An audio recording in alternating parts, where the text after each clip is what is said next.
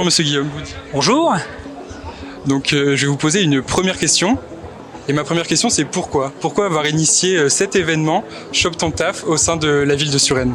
Alors d'abord parce que l'idée nous est venue au moment du Covid où on s'est dit les jeunes peinent quand même beaucoup à trouver des emplois.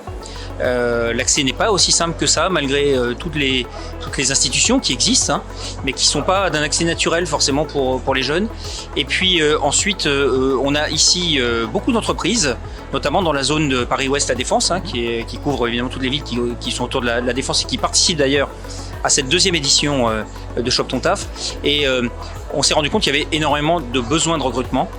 Et donc essayer de faciliter cette rencontre entre des jeunes qui cherchent leur première expérience pour beaucoup, et puis des entreprises qui désespèrent de trouver des salariés.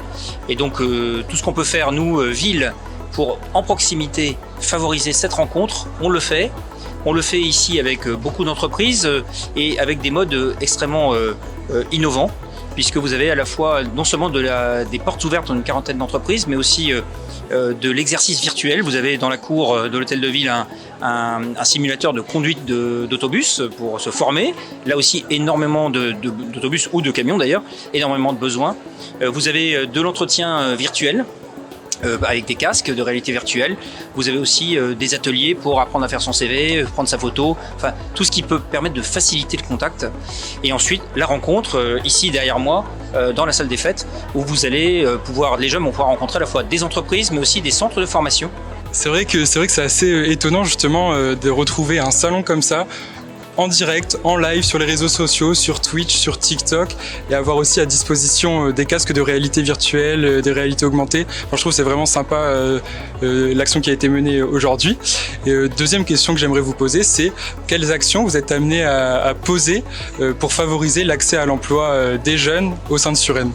Alors, un des sujets qu'on a compris avec Vianney Raskin, qui est mon adjoint à la culture, qui est un jeune, donc qui est plus proche des jeunes que moi, à la limite, c'est au fond l'accès à l'information, qui n'est pas aussi simple que ça, même s'il existe beaucoup de sites, mais ça demande un certain accompagnement.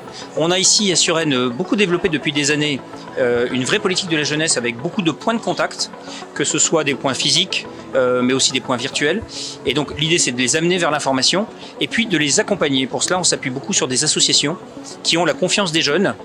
Certains jeunes se trouvent très éloignés du marché de l'emploi, sont très intimidés au fond par l'accès à l'emploi. Et là l'idée c'est d'avoir de l'intermédiation et la ville a ce moyen puisque nous sommes une collectivité de proximité.